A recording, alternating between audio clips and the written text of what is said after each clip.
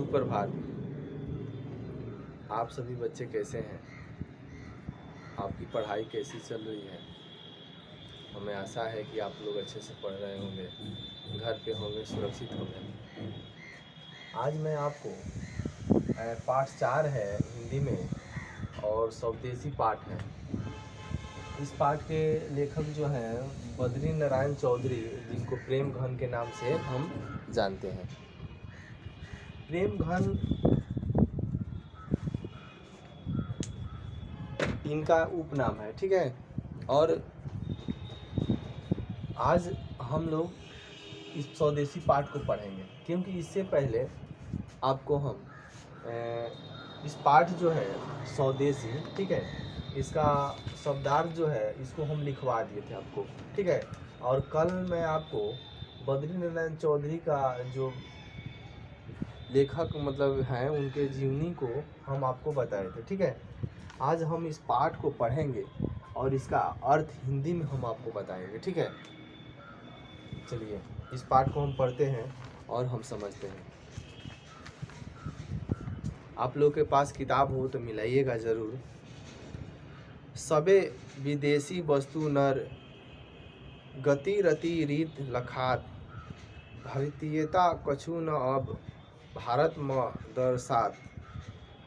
पहला जो श्लोक इसमें दिया गया है, ठीक है, 2 लाइन का एक श्लोक बन रहा है। इसमें कह रहे हैं कि हमारे देश में, हमारे भारत देश में सभी वस्तु विदेशी हो गए हैं और यहाँ कहीं भारत का वस्तु जो बना है वो दिखाई आजकल नहीं दे रहा है, ये कहना है, ठीक है। यहाँ स्वदेशी जो पाठ बद्री नारायण चौधरी लिखे हैं, ये अपने देश के बारे में और विदेशों के बारे में इस पाठ में तुलना किए हैं।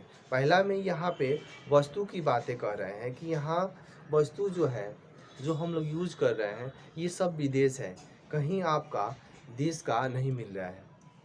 मनुज भारती देखी कोई क्यों, शकल नहीं पहचाना, मुसलम मान हिंदू किदो के है ये किस्तान। यहाँ पे कोई भी व्यक्ति पहले था कि देखने से नहीं पहचान में आ रहा था हमारे भारत देश में कि कोई हिंदू है, कि कोई मुस्लिम है, कोई ईसाई है, ठीक है। सब एक बराबर रहते थे, खुशी से रहते थे। लेकिन आज ऐसा समय आ गया है कि ऐसी भेदभाव सब मनुष्य के शरीर में, मन में, तन में, सब में देखने को मिलता है। पढ़ी विदा परदेश की, बुद्धि विदेशी पाए, चाल चलन परदेश की, गई इन्हें अति भाई। कहने का अर्थ देखिए, यहाँ पे अगला जो श्लोक है इसमें कह रहे हैं कि हमारी अपनी जो भाषा है हिंदी, इसको लोग भूल रहे हैं। यहाँ कह रहे हैं पढ़ी विदा परदेश की, बुद्धि विदेशी पाए, मतलब विदेश की भाषा हम पढ़ रहे हैं और विदेश का ही बुद्धि पा रहे हैं, ठीक है। और कह रहे हैं आगे कि चाल चलन परदेश की, गई इन्हें अति भाई, मतलब वहाँ का जो चाल है, रहन है, वो सब यहाँ भा गया है इंसान को। आप देखिए आजकल कोई भी हिंदी को नहीं पढ़ रहा है उतना ध्यान से। आजकल कोचिंग भी मिलेंगे तो साइंस के मिलेंगे, मैथ के मिलेंगे, आपको अंग्रेजी के मिलेंगे, लेकिन हिंदी का जल्दी कोचिंग नहीं मिलता है। क्योंकि यहाँ कह रहे हैं ये प्रेम घन जी कि यहाँ जो भाषा जो है, बुद्धि जो है, यहाँ पे चाल चलन है, ये सब लोग विदेशी अपना लिए हैं, ठीक है। आगे चलिए। ठटे विदेशी ठाठ सब, भयो देशी विदेश, सपनेहू जिनमें न कहूँ भारतीयता लेस। कहने का अर्थ ये है, आगे कह रहे हैं कि जो ठाठ हमारी जो भाषा है गोपालगंज या हमारे बिहार का या भारत का, आप कहें जहाँ रहती हैं वहाँ का, ये लोग भूल गए हैं, ठीक है। ये विदेश की भाषा इस्तेमाल कर रहे हैं, वहाँ की रहन सहन, वहाँ की रीति रिवाज, वहाँ की पहनावा, ठीक है ना, ये यहाँ पे कह रहे हैं, ठीक है। आगे चलिए। बोली सकल हिंदी नहीं, अब मिली हिंदू लोग, अंग्रेजी भाखन करत अंग्रेजी उपभोग। कह दिए ना, आगे कह रहे हैं कोई भी व्यक्ति, अभी आपको हम बताएं अपने ज़िला का नाम रख के बताएं, कोई भी व्यक्ति अब हिंदी को हिंदी नहीं समझ रहा है, वो हिंदी मुस्लिम कर रहा है, ठीक है ना, और अंग्रेजी भाषा बोल रहा है, अंग्रेजी भाषा सीख रहा है, अंग्रेजी भाषा बोल रहा है, ठीक है। अंग्रेजी वाहन वसन भेष रीति और नीति, अंग्रेजी रुचु गृह सकल वसु देसी विपरीत।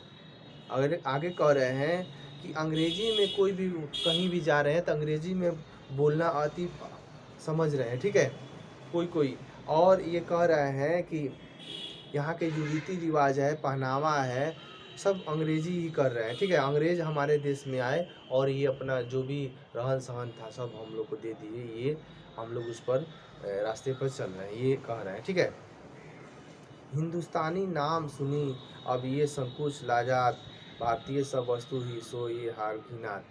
कहने का अर्थ है कि अपने हिंदुस्तान का नाम लेकर लोग शर्म करते हैं और ये कह रहे हैं कि बस भारतीय वस्तु को नहीं, ये घिनौना समझ रहा है कि ये भारतीय क्या बोलते हैं। आजकल देखिएगा बहुत सारे घर में ऐसे विदेशी चीज़ का क्या बोलते हैं यहाँ पे सब चलता है, आप लोग देखिएगा कहीं भी इस्तेमाल करती हैं, क्या बोलते हैं हमारी भारतीय जो संस्कार है, भारतीय क्या बोलते हैं पहनावा है, कपड़ा का हो या कोई भी चीज़ लोग नहीं कर रहे। आप लोग देखिए रास्ते में भारतीय हमारी जो सभ्यता है उसमें क्या बोलते हैं पहनावा है, पूरा कपड़ा पूरा शरीर को ढकना, ठीक है। लेकिन आजकल आप लोग देख रही हैं आधा शरीर ऐसे दिखाई दे रहा है, आधा, बहुत सारे ऐसे रोड पर मिल जाएंगे लोग, कहना हमको नहीं है। यहाँ वही बात लेखक प्रेमचंद जी कह रहे हैं, ठीक है। आगे चलिए। देश नगर बानक बनो सब अंग्रेजी चाल, हाटन मैं देखूं भरा बसे अंग्रेजी माल। कहने का अर्थ है देसी सामान कोई यूज नहीं कर रहे हैं, जहाँ देख रहे हैं, जहाँ पर घर में देखें, बाहर देखें, कहीं देखें, सब क्या बोलते हैं विदेशी चाल है, विदेशी रहन सहन है, और कोई भी सामान विदेशी ही माल यहाँ करे सामान वस्तु को, ठीक है, वो भरा है। जिनसो संभाल सकत नहीं तन की, धोती ढीली ढीली देश प्रबंध कहीं हिंगे वे यह कैसे खाम ख्याल, दास प्रवृत्ति की ये चाहूँ दिसी, चारहु वरन बढ़ाई, करत खुशामत झूठ प्रशंसा मनहु बने डफारी। कहने का अर्थ ये है कि हमारी जो प्राचीन बहुत सारे लोग देखिएगा कि धोती ढीली ढीली पहनती थी, कपड़ा ढीला ढीला पहनते थे, और क्या बोलते हैं कहीं भी खाने पर कोई भी क्या बोलते हैं रहन सहन पर, ये हमारी जो संस्कृति भारत का रहन सहन था वो अलग था, ढीली ढीली धोती ढीली ढीली कपड़ा, ठीक है। लेकिन आजकल देखिए कोई भी व्यक्ति जीन्स है, जीन्स कहाँ की पहनावा है, ये विदेश का है, छोटा छोटा जीन्स, फटा फटा जीन्स, कई हम रास्ते में देखते हैं कोई लड़का पहनता है, हमको हंसी आता है, वो यहाँ पे जो घुटना के पास देखते हैं वो कटा रहता है, लगता है कुत्ता उसको नोच कर लेके भाग गया है क्या जी। लेकिन वैसा पहनावा ये कहाँ का है, सब विदेश का है, लेकिन हमारे आसपास देखने को ऐसे मिल जाते हैं, ठीक है। छोटा छोटा पाँव क्या जी, आधा ऐसे शरीर दिखाई दे रहा है, तो वो सब पहनावा यहाँ कह रहे हैं कि ये सब प्रवृत्ति है, ये विदेशी है, ठीक है। और जहाँ हम देखते हैं वहाँ सब विदेशी पहनावा है, विदेशी घड़ी, विदेशी मोबाइल, विदेशी सब कुछ, देखिए चारों तरफ विदेशी ही चल रहा है, हमारे देश का कोई नहीं है, ठीक है ना। कोई देश का क्या बोलते हैं, कोई व्यक्ति ऐसा ना हो कि देश का बना क्या बोलते हैं ये चीज़ को यूज करे, ठीक है। और ये लेखक बहुत दुख से अपने देश के क्या बोलते हैं कमी को लोगों तक पहुंचाते हैं और संदेश देते हैं, ठीक है। इस पाठ में यही है कि हमें अपने भारतीय सम्मान का सम्मान करना चाहिए और भारतीय वस्तु का घर में और सभी मतलब अपने दैनिक कार्य में प्रयोग करना चाहिए, ठीक है। ये समझाते हैं। चलिए आगे हम इस पाठ को थोड़ा पढ़ लिए, अपने मौखिक रूप से आपको हम समझाएं। अगला सुमित्रानंद पंत जी का है, उनके जीवनी को देखेंगे और लेखक ये भारत माता पाठ है, इसको हम देखेंगे, ठीक है। सबसे पहले इसका जो शब्दार्थ है यहाँ पे दिया गया है, कुछ ज़्यादा है, ठीक है। इसको हम लिखवाएंगे बोर्ड पे, बहुत बच्चे के पास किताब नहीं है, और आप लोग याद कीजिएगा, उसके बाद से लेखक का परिचय, उसके बाद से पाठ को हम समझेंगे। ठीक है, तो आज के लिए बस इतना ही, अगले दिन मिलते हैं।